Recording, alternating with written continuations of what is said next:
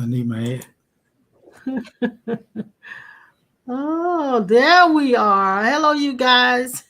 Hey, hey, all right. Hey there, you fellas and girls. Hey, I was just laughing because he said to me, white people don't have ashy hands. They don't show ash like black people do. I said, what you trying to say? Yeah, I said it. I told you. He's looking at my hands when he said it. So I'm saying, what you trying to say? You can see on them. You can see more dirt, but the ash your hand don't. That's they just make them brighter. It's funny that you even said that because that was a conversation that came up with a couple we was um counseling just a while ago. That's the first time, and the guy said, You know, you do look like a white man." Oh Lord. Yeah, we kind of do. I look pale no matter what I do. Anyway, good afternoon, Diane and Vincent. We are glad to have all of you And today. and as you can tell, hello Antoinette Green. And That's my Sister name is Tony. yeah, my name is Antoinette too, and they call me Tony. Not Antoinette too. Antoinette also. Also, yes. Hello, Linda. Hello. Thank you. And you can see we've got running the tape of having experiencing technical Yeah. difficulties. Our internet's been going in and out, and we couldn't get the tech guys out until later this afternoon. So don't know whether we're gonna stay Well, here with you guys or now not, but we'll go for it. we're gonna try it. Buzz J. Buzz says he's dry. Wow. Oh, Buzz, don't say that. Well, Buzz, I tell you, we used to be the same color.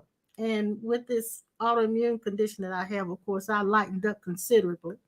So he's saying that I had talked about his hands being ashy. They look gray. And so he said white people don't show ash like black people do. So that's what that conversation was all All the about. ash do for white folks is make them look whiter. That's it. And there ain't nothing wrong with that. But you know, like you've been playing in flour.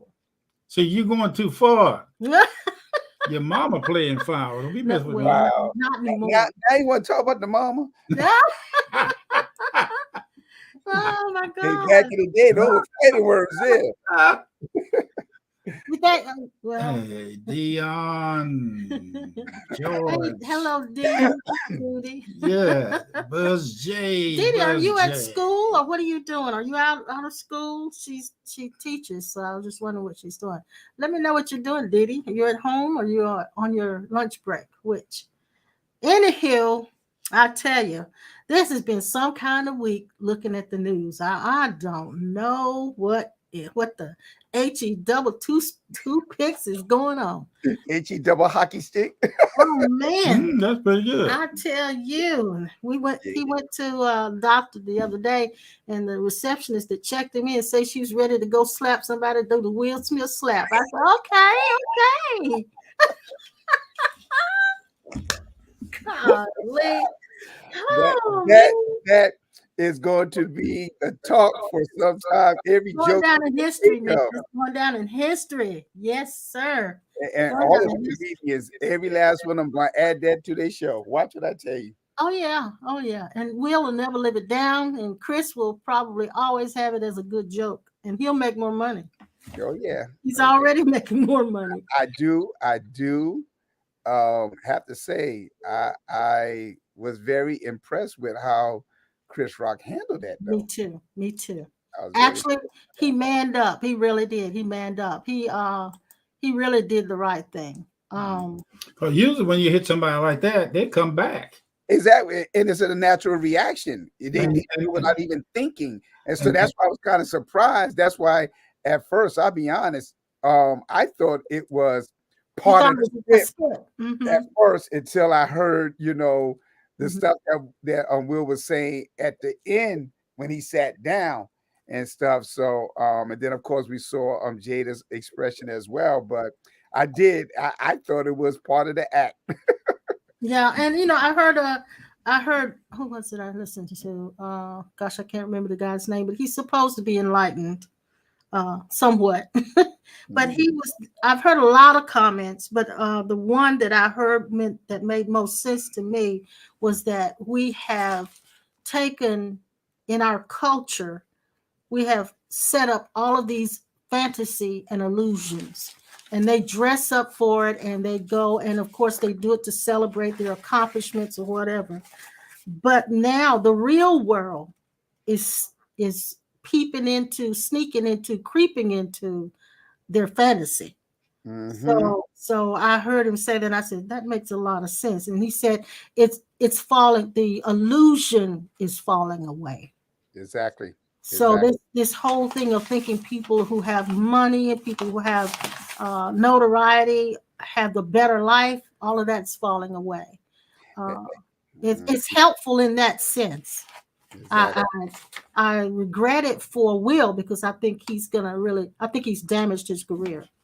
And I think it stemmed from some underlying issues that have been going on in their marriage as well. And I think Jada has a lot of control. And so, but anyway. But it shows humanity. Because I really like Will Smith. I love all the stuff he ever did. And Chris Rock, yes. Even the new show that he's producing right now, the remake of it's called Bel Air, and I'm very impressed by that. But even in that regard, and that's why I don't like, and I love y'all when y'all talk about no judgments. She just shared what she was dealing with, the alopecia, the sickness and stuff like that. And so of course it was a very sensitive area. And I'm gonna just have to say, as a man, and if I'm married and I'm that her husband or whatever, and something like that comes up, we truly can't say how we're going to react. Right. You can't. Because we don't know how deep that thing is. And so obviously with Will, that thing was deeply rooted. I share just like with y'all guys, and Mom, and I really thank y'all for your transparency. But think about how Dad was dealing with what you was going through. Yeah, he's seen my struggle. And he's watched me when I was two-toned in the face and trying to cover it.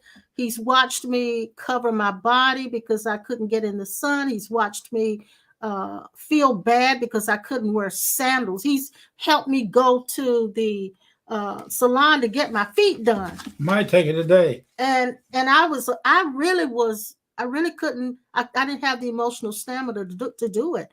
He actually coaxed me to go and helped me to deal with it. So I'm pretty sure that Will has had those opportunities as well. And so I know that's a facet of what happened in that situation. And also I have to say this, that if you put yourself in Chris Rock's place, he's there. He's probably uncomfortable. He's in front of a lot of other celebrities. He's making sure he doesn't say the wrong thing in front of the Academy and all of these people. And he's trying to work his way through it and be funny at the same time. And so that's a difficult place to be. So hopefully that, I'm thinking he probably felt like, I crossed the line after he said it. But then, put yourself in his place, he probably felt really bad about that too. So I think everyone in the whole scenario, out of the three, all of them were operating out of their emotions and all of those things. So I'm not judging any of them, but I just do believe that it was set up because now it's time to see through the illusion, the fantasy, the Hollywood fantasy. It's time to see through the illusion. And it's also time to drop the judgments. Yes. Exactly. Yes. I think Will should have had some kind of, I won't say punishment. I say correction. He needs some kind of correction. And I think he needs some mental health counseling, because obviously he's dealing with this as much or more than his wife is. Exactly. And so there's a lot of issues involved. But anyway, I just wanted to kind of bring that up and talk about it because I know it's the buzz. Everybody's buzz is the buzz. But not only is it just the buzz, I mean, remember, we have been talking about living in the atmosphere of change. Of change, yes. And so, of course, a change has occurred in their life that they now have to make some adjustments. And of course, like you stated, there may need to be some therapy along with him and Jada, especially Jada. People don't understand, and it's funny because just here recently, my wife ran into a young lady who was at the first Maximize, I'm going to say Maximize, a Masterpiece conference that she had, and she talked about taking off the mask. And so she ran into this young lady here recently. And they actually messaged me. They're waiting for take off the mask too. Can we do that? And so people don't understand. When you said earlier, it is tearing down the illusion. And erase, well, it's tearing down the illusion of what success is, because we know we think when people got money and they reach celebrity status and so forth, they got it made. We have no idea. Well, I think the reality shows are showing us different, don't you? Exactly. And so that's why, it's why because really, I mean, it happened. I don't feel like they should constantly be exploiting it and so forth and so on. We all are human. No one is perfect. And so it got to him at a weak point, even though he was able to get an award. And and that movie was phenomenal. I watched that movie probably 3 times. And I celebrate him. I love everything. But I think Denzel said the best thing in the midst of that when he was encouraging Will, son, the devil always come or something happens at our highest point. At our highest point. Be careful, Will. Yeah, he said, be careful. Yeah. Be careful, Will, because at your highest point is when the devil comes. But I think the devil in this case wasn't some entity. It was the pressure, the high emotions that he probably was feeling at the same time. So he wasn't emotionally stable, even if he was feeling exuberant because of what was going on. So there was a lot of issues going on there. I wanted to acknowledge a couple of people. That's your wife, Lady Gwen, and Keely. Hello, darling. I've been thinking about you a whole bunch. Hope you're all right. So yeah, I agree that and I say this not so much talk about Will Smith, but I was going through my decluttering thing and I found a bunch of tablets that my husband writes his notes on. These were way back in 2007. And and I read it. I said, oh my God, we were talking this back in 2007. We've talked about oneness and union and this no separation mixed into church language for years. For years. And the only difference now is that we've pretty much, we've dropped 95% of our judgments. And we're no longer legalistic in that sense. And feeling like people have got to change, got to do it our way. And so we've dropped that. But this teaching, this message, we've been living it and speaking it for years. And back in 2007, I said, wow, we were doing that. Because in our minds, we're saying something different, but we're not. Yeah, that's when Dad got me in trouble. That's the year that Dad got me in trouble. Well, Dad and you got me in trouble. Now, how's that? That's when it was September 5th, 2007, when you guys announced in front of all those people the apostolic call of my life. Yeah. That was 2007. Yeah, and in our minds, the apostolic call didn't have anything to do with a title. Right, exactly. It had to do with the scope of your ministry. The influence, right? Yeah, and where its boundaries lay, and not only its boundaries, but your sphere of influence, like you said, that you were reaching, and that in the message, and you pretty much have followed our message, and you've incorporated it into your own, and in doing so, there's a change in the atmosphere wherever you go. And so it wasn't about a title at all. It was about the fact that there was a sphere of influence there. Yeah. Exactly. And I love that you said a title, because I try. Of course, we know that in religious circles, that's what many of them thrive for, these titles. And I've never been a title person. Not really. Yeah. And I think as we are awakening to all that's going on and becoming more alert, I think that is being erased as well. Yeah. Where a lot of people are getting away from being title oriented and realize that a title don't make you or break you. You have to come to the awareness of who you are. Yes. So Yes. I have a title that man labeled me. It deals with actually my capacity and an ability to understand and embrace who I am.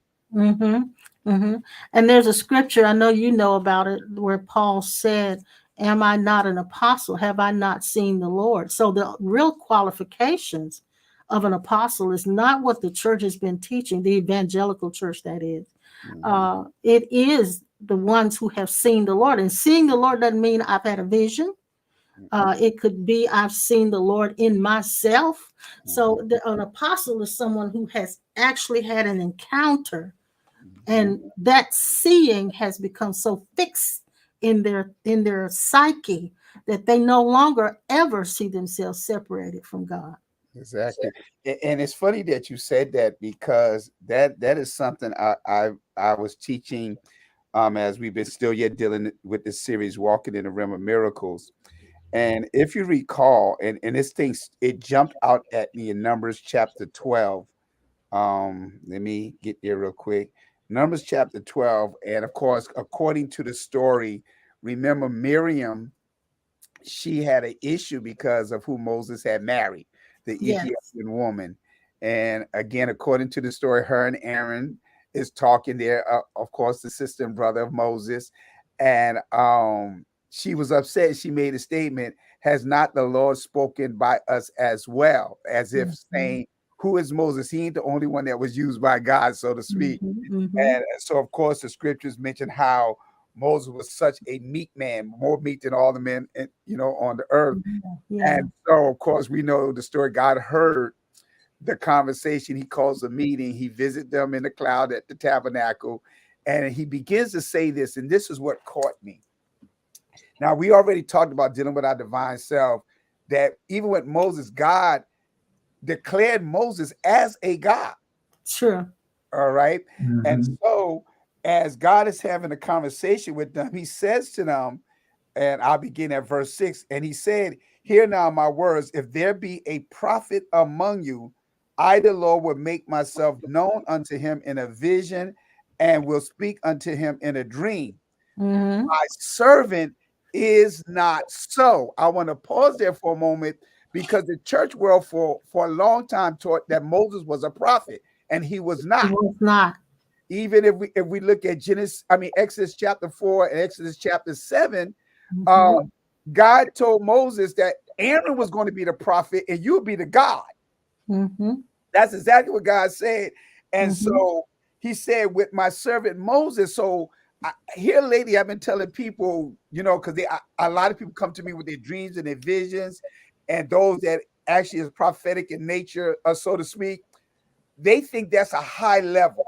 I know. And it's not. When I read this thing again, it said, my servant Moses is not so, which means I don't come to him in visions and dreams. I don't come in dark saying, he said, who is faithful in all my house, with him will I speak to him mouth to mouth, or another translation says face to face, or at him. So he said, he is my similitude, or he is the representation of myself in the earth. Did you not think not to speak against him? Yeah. That's good. That's good. And so that thing got me, because again, me being considered having a prophetic nature as well, and of course I embrace the mystical side as well. I realized, because I don't have dreams like that. I don't dream a lot. I don't have a lot of visions, so to speak. But I know the conversation that I have Yeah. Yes. Father in me as me. And Yeah. so I keep sharing with people that one of the highest levels of intimate communication is not visions and dreams, it's speaking plainly with Mhm. God or with yourself. And so Mhm. that struck me when I read that. I mean, I've studied it, preached from it so many times, and that thing hit me that we are God in the earth. Yes. And you know, in the Catholic religion, and I'm not an expert on it, but I do realize that in the Catholic religion, they classify those who have those types of interactions with God as saints. Yep. So it's the difference in terminology. Now, for me, I have kind of steered away from focusing on the prophetic as having those experiences, because mystics have those experiences, and we are all, though all of those listening to us today are mystics, Mm-hmm. because they're drawn to the mysteries. That's what a Exactly. mystic is. They're drawn to the mysteries, and they're drawn to union. They're drawn to that oneness with God. That becomes the most important thing to them. Even sometimes take success and survival and all of that takes a sidebar, because that becomes most important. Exactly. So Exactly. we're a lot of us are mystics, and mystics focus or operate in the prophetic realm a lot of times. Let me ask this question, because Okay. I'm glad you said that, because of course y'all know me. I and y'all can look. I'm like mom and dad. I read all these books. I do all these research and stuff. Yeah. Um, Again, people don't understand that even the word apostle or prophet or whatever, all these words predate Jesus himself. Yes. They Even predate him. even even Christian. Even Yeah. it predates him. And Yes. so I don't understand why the church itself make it seem as though even when we say he gave gifts unto men, he gave some to be apostles. But we Mhm. must understand what he was really saying. It's not, again, a title.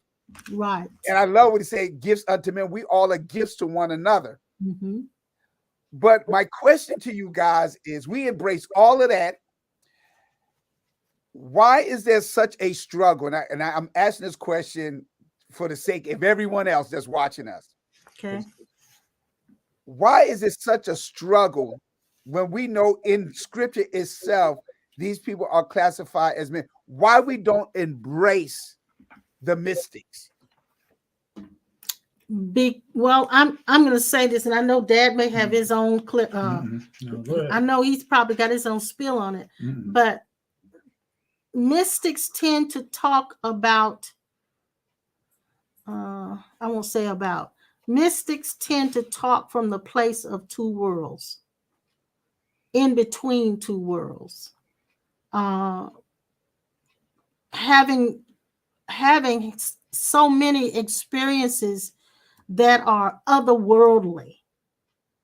And when people who are functioning through their intellect hear it, they're shaken by it. Mm-hmm. It scares some of them. Even, you do this too, but with Dad, when the times when I've seen him with people, and all of a sudden he gets this intuitive information about them. And isn't it a voice it's not a voice speaking to him about it. It's just it's like he's them, or he goes to where they are and he sees things that they've seen, and he experiences it right there at the moment. Or he'll take a trip to heaven without leaving where he is, and be where their loved one is. When they encounter that, when they have that happening, it shakes a lot of people and it freaks them out. One lady told him, "Say, I got to get you out of here." What was she giving you? Taking your blood or something? Yeah. And she said, "I got to get you out of A here." nurse or something. Mhm. It scares some people because it's otherworldly, and so they'll classify you either as crazy or odd. And so I think that's one of the reasons, in answer to your question. And so with that, because you know me, I'm gonna I'm gonna flow with it. I love that you said people would think that they were crazy. All Mhm. right. But are we really studying the letters of Paul, which we say that he wrote 3/4 of the Bible? And so when you were saying that, and I love how you said they're between two worlds, because we do. Yeah. Sometimes we classify ourselves as being crazy or nutty, all right? But in 2 Corinthians chapter 12, remember, Paul makes a statement. He said, "It is not expedient for me, doubtless, to glory. I will come to visions and revelations of the Lord." I love that part, revelations of the Lord. I knew a man in Christ of 14 years ago, whether in the body or out, I cannot tell, or whether out of the body, I cannot tell. God knoweth. Such an one caught up to the third heaven, and I knew such a man, whether in the body or out of the body, I cannot tell. God knoweth, how that he was caught up into paradise and heard unspeakable words, which is not lawful for a man to utter. Yes. Well, there's another scripture in 2 Peter 3:16. I'm trying to get there, but it talks where I'm gonna get there right quick because I want to read that. Where they gave an explanation. You want me to read it? You got it? Yes. Yeah, read it. It said, "Ye therefore, beloved, seeing ye know these things before, beware lest ye also be led away with the error of the wicked." Now is that 2 Peter 3:16? Oh, 16. I thought you said 17. 16. All right. Yeah, 16.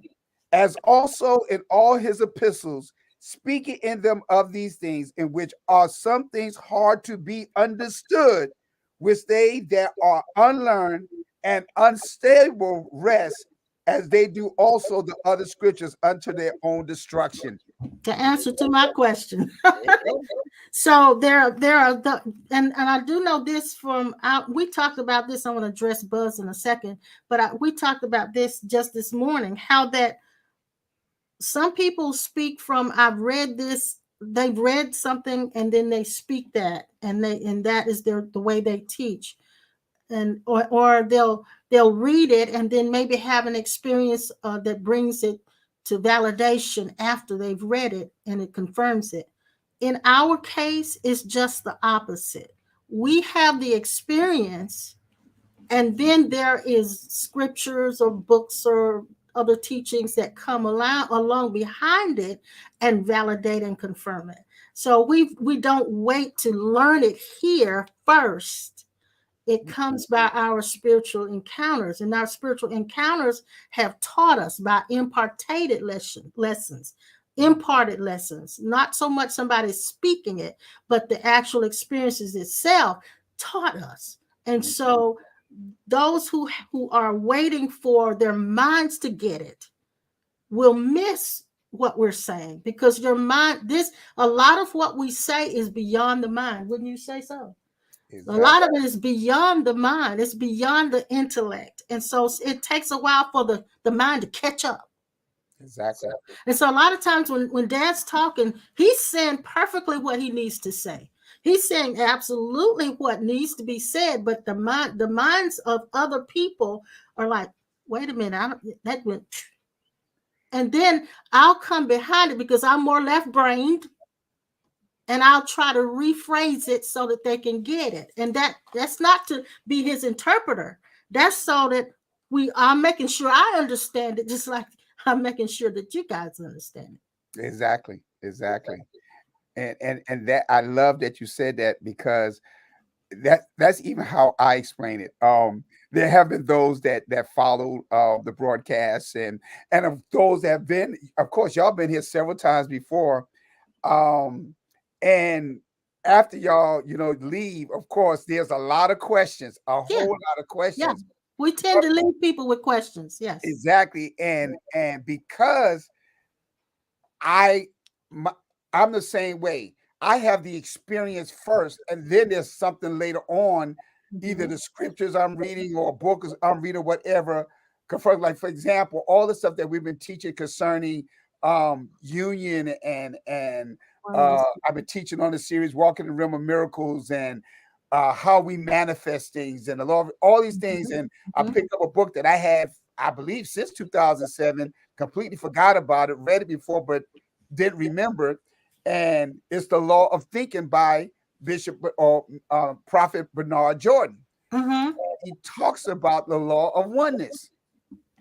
And so when I was reading it here last week, it shocked me because everything that I've been teaching and sharing on the broadcast and what we discuss on this broadcast as well, it's the same thing he's saying in his book. And so we have the experiences first, and then there's something later on that just confirmed us coming in alignment with who we are. Yes. So I have to admit that there have been times when I've come behind him and said something, and I realized after I've said it that I've completely watered it down. Mm-hmm. And it's not so much for, so I'm trying to, I won't say I'm trying to, I am deviating from trying to interpret a lot that he's saying to other people, because I don't want to water it down. I want them to catch up. I don't want to have to chew it up and give it to them. I want them to be able to become stable enough in their own spirituality where they can hear that mystic talk and get it without somebody explaining it. That makes sense. It makes all the sense in the world. Yeah. I want to address what Linda said. She says being a mystic is not mainstream, conditioned, acceptable thought. It doesn't fit into the box, and that's the truth. It definitely doesn't fit into the Christian box. Exactly. Yes. If they understand and get the revelation in all actuality, there is no box. There is no box. And there is no tribe. Exactly. There is no Christian tribe. And then you got all of the tribes broken up in Christianity. There is no tribe, and there's no Course in Miracles tribe. There's no Buddhist tribe. We're just all the same species, all the same race, all the family of God, using different texts, different modes of spirituality to get to the same understanding. That's all it is. Exactly. Keeley says some people look at all the mystic stuff as cult behavior, and it couldn't be further from the truth. Exactly, because cults teach you to follow only their way of thinking. When you hear these kinds of messages that we're talking, it frees you to think for yourself. So it cannot be a cult because it tells you to think for yourself. And I'm glad she said that, because over a year ago, I studied that word, cult and a cult. Mm-hmm. To be honest with you, based off of the definition in our dictionary, we all are part of a cult. Exactly. Even the Christians, because it's defined as, watch this now, it's defined as beyond the range of ordinary knowledge or understanding, mysterious. Okay.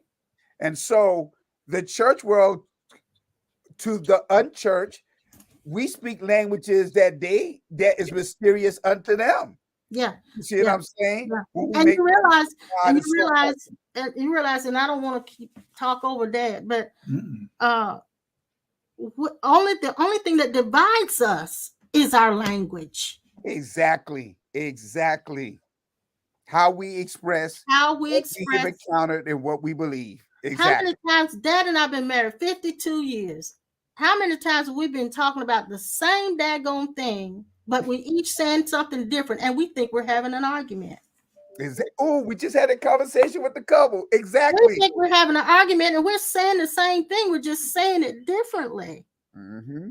Even in our expressions, of course, because y'all are very familiar with the teachings of understanding love languages, the love language of one another. We're all the meta message. Exactly.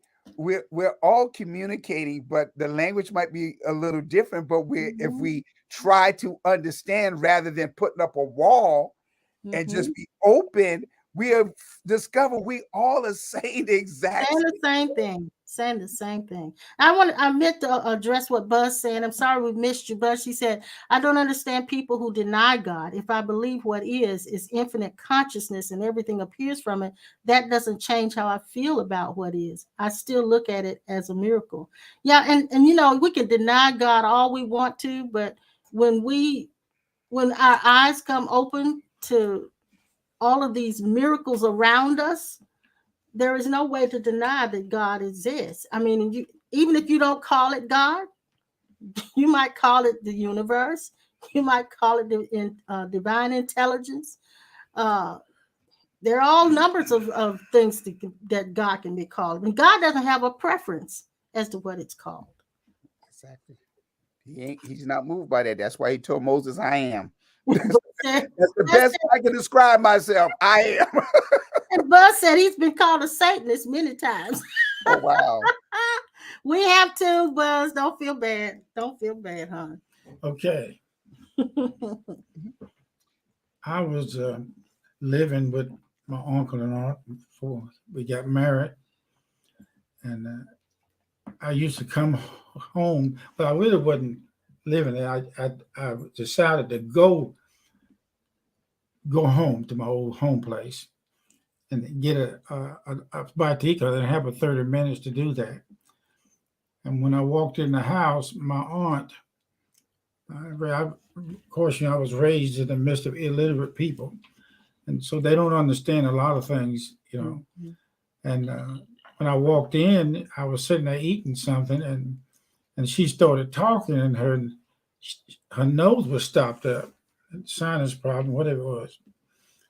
And I didn't want to do it because, family sometimes is the hardest one to deal with. Hardest ones, yes. And so what I did, I just quickly, while she was standing beside me at the table, I just took my hand and touched on her head real lightly, and her sinus says, pop. The first time I ever heard that. Another time I was praying for somebody. I had a bunch of people in a row for knees and legs. And one of the ladies there, I think somebody had a problem with a knee. And when I looked at it and heard it with my ears, not these ears, but the other ear, I heard something growl inside of her kneecap. And when it growled, it left, and her knee was healed. Another case I was in Danville, Virginia, I was praying for a lady in the audience, and I looked at her knee, and I could see where she had knee surgery. But here's the mystical side of this.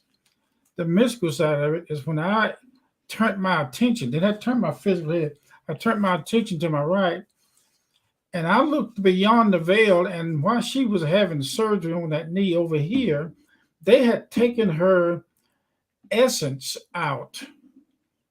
What's another word for double body? The doppelganger. Doppelganger. Out. Doppelganger, yeah. And they fixed her knee on the other side of the veil, and what they fixed over there took place over here. Mm-hmm. Okay, here's another one. I can go on for the next 50 years, but I want to share this with you because I did not pray for this, did not ask for it. One of the things that have happened to me in my whole life is the mystical side of being able to go to a place of business and they have signs up there for employees only, but they will invite me to come back. I come into a place where we're not supposed to. I went to a movie theater, and there was a lady standing at the door taking tickets. I don't know why. And somebody else there, I said, I wonder how do they, I want to know in the projection room of the theater, how this thing worked. This was years ago. Yeah. And I said, is it possible for me to find out how y'all run these movies? Well, nowadays they run them through cable. They're digital. Mm-hmm. And she said, yes, come on. So I went up there, and for the first time, I had a chance to look in the projection room, and lined up with projectors where they use it. A long time ago, they used to have them manual by heat. They had a hot light up there for them. Anyway, she showed me that. But okay, here we go again. I'm sitting at the table the other day, and my wife was eating just like that, just normal. And while I was sitting there, I slipped over into the unexplainable self in an unexplainable event. And when she picked the fork or spoon up the first time, I followed her hand. But the second time she did that, I saw a hand proceed before she used a physical hand. It sneaked out of her phantom self, came out first, and put the food in, and the other hand was just leaving the table, just like that, just leaving the table. And I saw it, and I told her about it. Now, this morning, I was in the closet again. And this is the second time this is happening. But this time, I decided, I don't know how, when I say decided, I just did it. I upped my time in there, and I've been spending more time in there, and I feel it on me now. And while I was sitting there, I kind of woke up. I was in the hypnagogic state, that state between left brain, right brain, the hemisphere split. Between sleep and awake. Yeah, that's right. And we call it cat napping. And while I was in there praying, pounded on some hard areas of emotion, I woke up, and I have a bell in there at a time, and when it clicks, I come out. The bell went off. What I usually do in my chair is reach up for the doorknob to turn it, to pull myself out of the chair to open the door. You guys, this time I didn't. I don't know what happened. I can see it now. I reached over to grab the doorknob, and I saw my hand go through the doorknob. Was that this morning? This morning. Talked about that before. Yeah, but that same thing happened again. It happened again. But it happened again. Okay. And it went through the doorknob. So what I did, I took my left hand and touched the wall. It was dark in there. I took my left hand and touched the wall. And then I said, I know this ain't happening like this. So I took this hand, my right hand, and started feeling around the door for the knob. And my hand felt, it didn't really feel the door, but I said, now this is where the doorknob is. So I went over to the right, and I did like this. I took that doorknob like this. I took that doorknob like this, and when I did, I tried to grab it like that, and my hand went completely through it. Yeah. It did it 3 times, and I finally got my scruples together and woke up completely from that state, and I reached for the doorknob. It was solid. Mm-hmm. So I'm not asking for these things to happen. They just do. And I think that's a part of what is called motivational temperament. Mm-hmm. And each one of you guys out there are actually operating this, and you will find more of this. See, when I started studying about oneness and union, the deeper I got into it, the more I could see the miraculous taking place. And all it is those things that are out of range of unassisted natural comprehension that can only be discerned by divine revelation, illumination at such a time that God sees fit. So God seeing fit is you.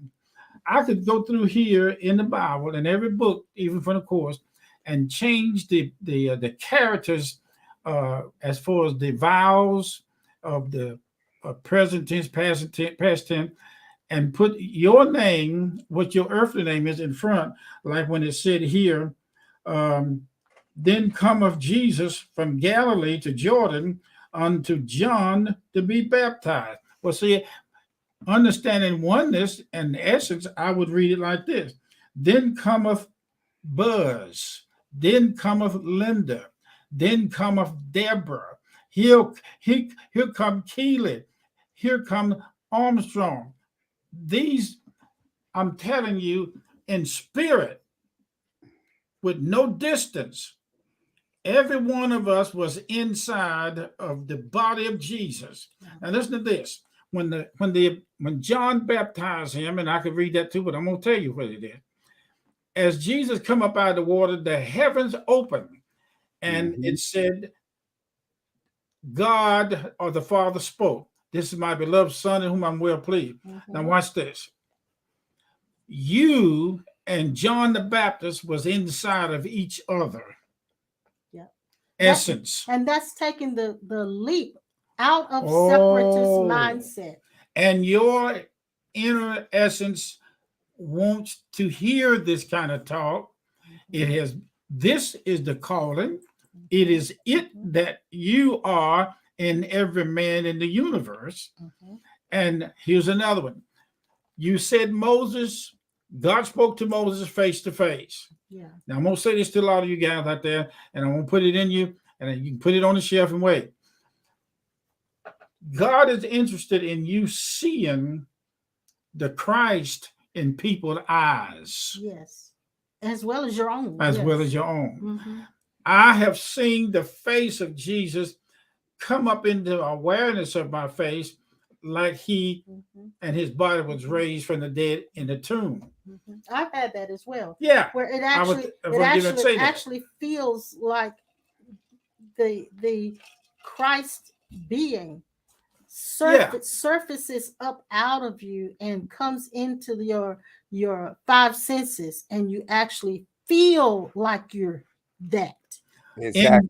In the box, if there's one, a box, a hall, or a rock, or that in the Old Testament or the old scroll and writings of the Gnostics, the missing books of the Bible, a statement is made like this: I'm under a rock.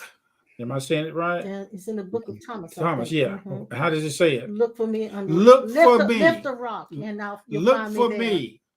And you'll under a rock, and pull the rock up, and I'm hid there. Look for me under a log. Under a log. Or listen to this. Here's one I just found out. Find a lake or stream of water. You put your hand down and scoop the water up to drink it.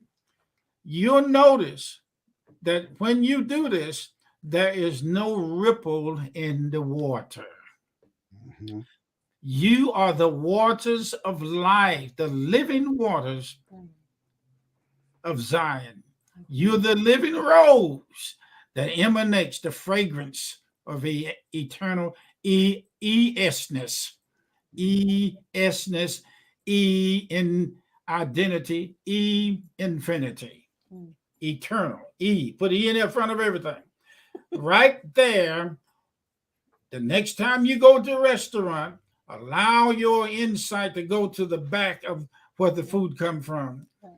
As you practice this, be careful, because what you've ordered on your menu, you may not need it. And the reason why is because if you do actually go back there, you remember Jesus and the woman at the well, they went into the city to get something to eat or to take care of things. If you do this in a restaurant and it's real, it will literally take your appetite away from you. And this is saying this: finite things are not as important as those things of the mystical side of your eternal self. You'll get so used to this that what will happen is that your eternal self will set up an event to take place with what I'm telling you. And what I'm telling all of you now, you are open potentiality for these mystical things to take place. And I'm not going to put my hand on my shoulder and scratch my back, but I'm going to tell you what the favor of God is in me. I pass it on to all of you, and I'm not doing anything passing it on to you as though I'm special and you are. Every one of us are special. Yes. Okay? Now, if you got another 50 years, I can talk about this stuff, but I'm not telling you to go after these things. I'm telling you, I have seen the face of Jesus in my face, in front of me. I've seen him come out of me and turn around and look at me, and he let me see the tears that drop from his eyes. I saw his tears suspend itself, come out of his eye and stop in midair and give me time to look at it and reversed it. So having said that, that being called Christ is very, very real to us. Oh, yes. Very real. It's not just a concept. It's not just it's not just a teaching. It's that being called Christ is very, very real to us. Yes. When I talk to my dog, I talk to her and I bring her face up to mine. I put her nose against my nose. I put my face on her nose. Made me think, my wife here, I got to start doing more of that with her. Talking to her with my, there she comes. Hey, That girl's busy today. But I She's want busy. you guys to understand, when I say I call forth the essence of favor to work with you, Buzz and you guys out there, when I call your name in my closet, I know I'm talking to Jesus. I know I'm talking to Christ. I am aware that I have seen him, and I do see him in the small picture on the computer right now. Mm-hmm. And this dog is right here beside me, and I'm scratching her chin. She comes to me, raise my arm up just for this. She loves us as an animal, but the true essence, there's only one essence in the universe, Pastor. You know it. One essence. Look here. I'm going to say this to you. I'm talking to your wife, Lady Gwen. I don't know why I'm checking the air in her tires on her car. Wow. And yeah, I'm saying this because I sense it, I feel it. I also feel something going on about a change in something on her job, what she's doing. She could move up in that or further into a position, but I don't know whether she'll take it or not. But I see some things coming to Lady Gwen that is telling her, take a deep breath and settle down into your true essence and stop letting the lust for things make her say and do crazy things. Okay, I hope I'm not being too personal when I say that. Okay? Mm-hmm. Okay. And I want I want her to know that I love you, and I'm not going to pull the Chris Rock slap on her.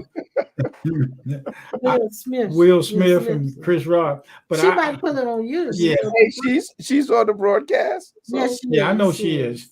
But I Mm-hmm. want her to know that I'm saying this to you and to her with the most sensitive feeling, compassion for all of you online, and I want you to know that we decided to come to this dimension to meet each other today online and just say the thing that we're saying. If I have said something too personal to you, I apologize, please. And there's a way to be corrected, and I'm willing to do that.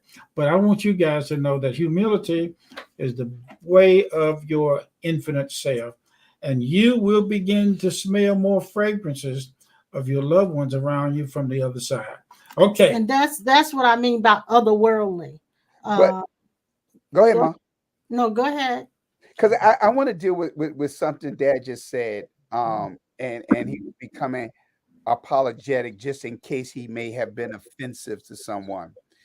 And Jesus dealt with the same thing, especially in Mark chapter 6, when he was in the temple, he was teaching, and everybody was astounded at his wisdom and all the great works that he was doing by his hand. And then when they finally realized who he was, wait a minute, is this not the carpenter's son?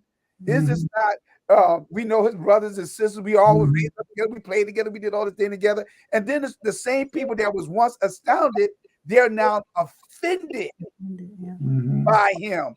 Not because of what he was teaching, they're offended for the fact that, okay, who gives him the right to speak like he's speaking in the wisdom and doing all the good? Yeah. So now you said something about being personal. Yeah. Now, if we're going to walk in oneness, why is it so hard for us to be transparent, to be open, to get to that place where we're not crossing lines? Because everything is supposed to be beneficial. It's supposed to aid us in our journey of awakening. Because there could be many things that are attached to us, hurts, pains, disappointment, or different things that we've allowed to give us our identity or our false identity. And we're holding on so tight that when I feel oftentimes Father allows us to cross those lines because he's trying to help us. I mean, if you're going to go into a surgery room, I can't go into a surgery room with all my clothes on. I got to come before the surgeon naked. Very good point. One of the things that happens during these sessions is the clothes of the false self-concept gets ripped off many times. And and we were talking about this earlier this morning, how that it's the personal sense of self that gets offended. Yeah. Mhm. It's when I think of myself as this particular person. And I want to maintain this image that I'm trying to keep Exactly. constructed in front. So when you see this image, you know that's who I am. But a lot of times the image that we've constructed, not a lot of times, but the majority of the times, all of the time, the image that we've constructed is not who we truly are. Listen to this. Listen to this. I saw a lady in the audience. I asked her, I said, I see something I need to say. I said, bring it up to this point. And I knew that it was going to be personal. So I always ask people when brick and mortar, do I have permission to talk to you about certain things? Yeah, because you have to, when you're speaking to people and you're ministering, you must do that. Right. Yes. And I said, or you'll be held liable for defamation of character. I told her, I said, I see you. I said, this is very personal. Mm-hmm. I said, I see you at a certain point where a child was to be born.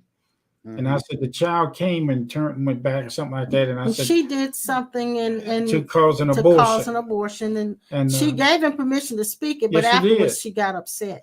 So I don't want to go into all of that. But I saw whether she went somewhere and somebody gave her something to take and she took it. Yeah, and I asked the ladies in the audience, I said, do y'all know anything about this stuff? They said, yeah, we do. Yeah. But anyway, my point is that she turned it back on me at the end. Even though she gave you permission. Yeah, she gave me permission. So, but I'm just saying these things are really real. Yeah.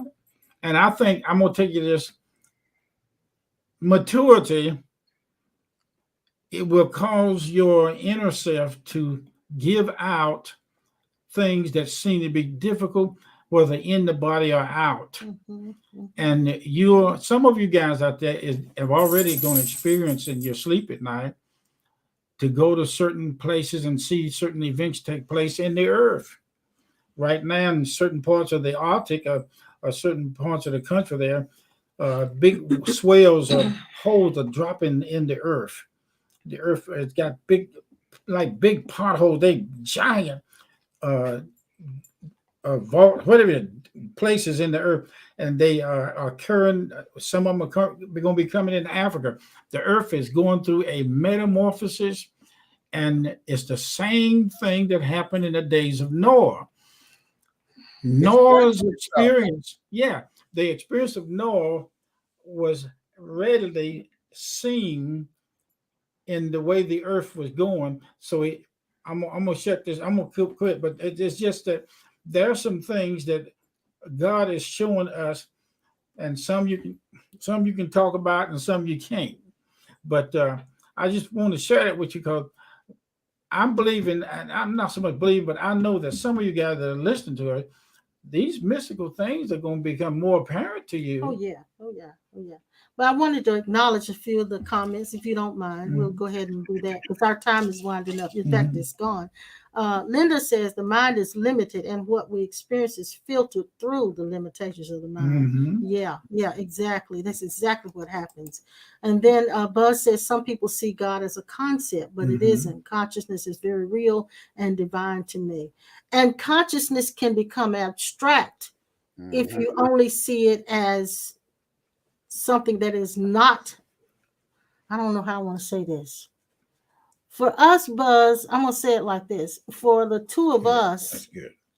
That's enough. Having come through the Christian religion and meeting the being called Jesus. Mm-hmm. There is an actual being called Jesus. We met Jesus, saw Jesus, have talked to Jesus. And Jesus has been our mentor and guru. And so when we talk about Christ consciousness, we're not talking about some vague idea of awareness, even though that's what it is. To us, it is the awareness of being that Jesus had inside of his body. And so we realize that Christ consciousness is when the mind has come subjected to the essence of the spirit that was in the Jesus body. I like that. That's good.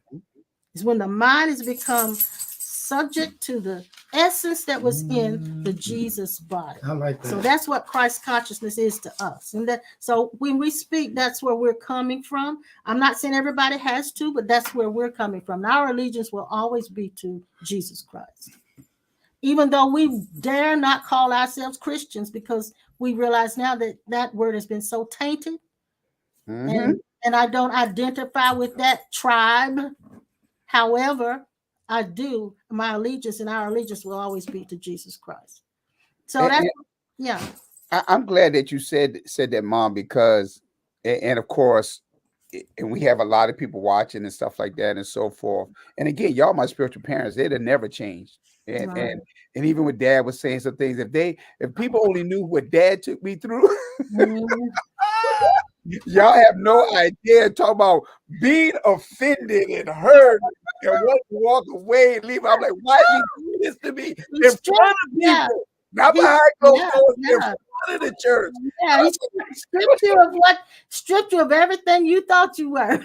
Literally. And I remember, as I shared, years later in a conversation with him, he said, he apologized to me. And I said, no, Dad, there's no apology needed, because I needed to go through that.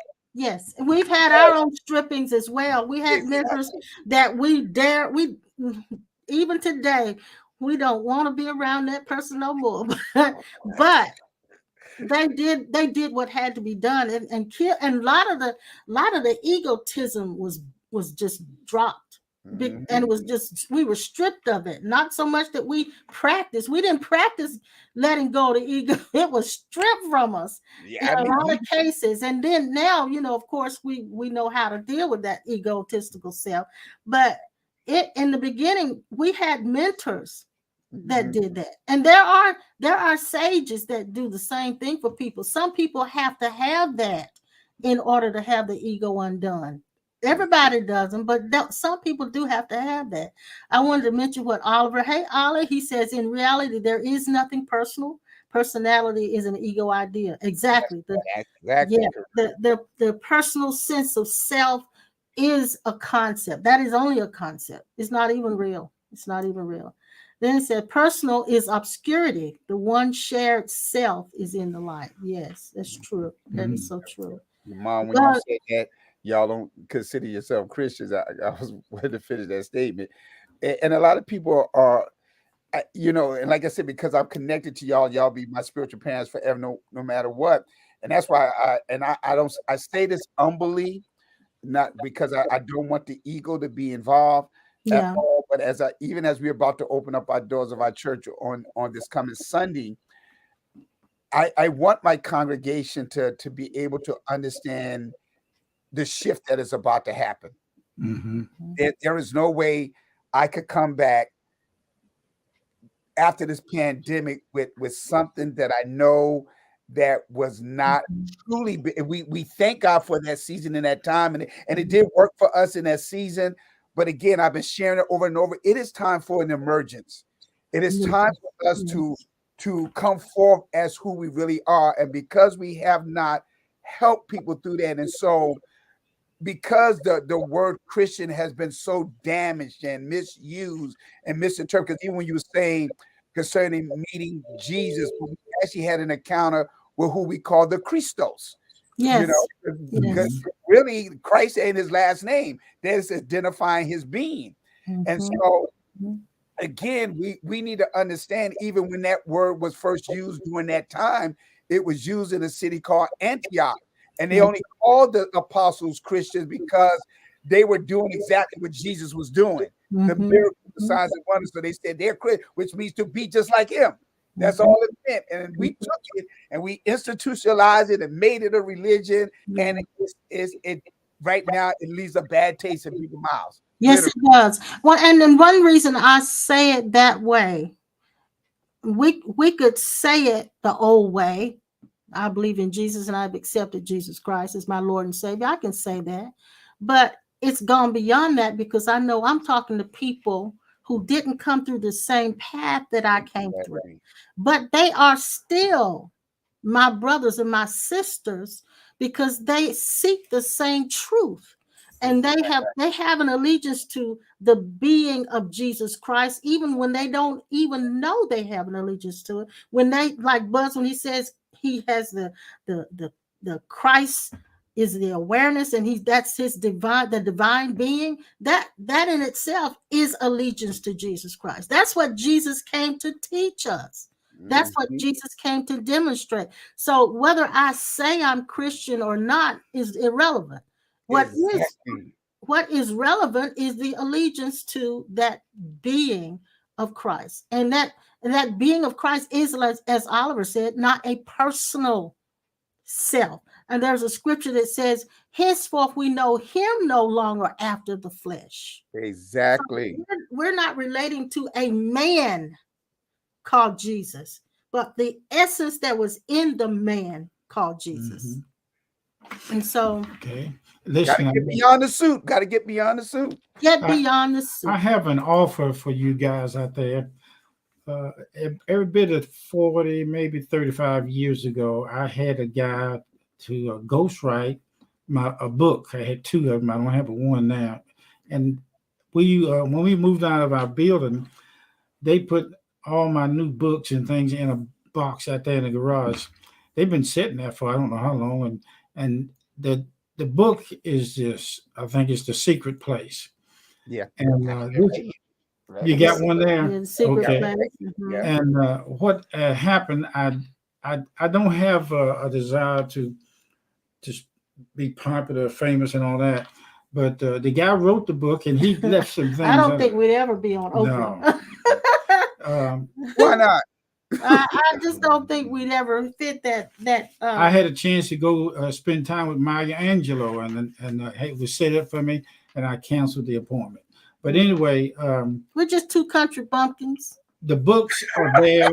They are the information is old information, but it has something to do with what we're talking about now. Yeah. And if you will send me an address, send you an address. Yeah, send me an address where I can put it in the mail and send it to you. Oh, you want to send them a copy? Yeah. I got. Okay. I'm gonna send you guys a copy, but I have to have something financially to cover me.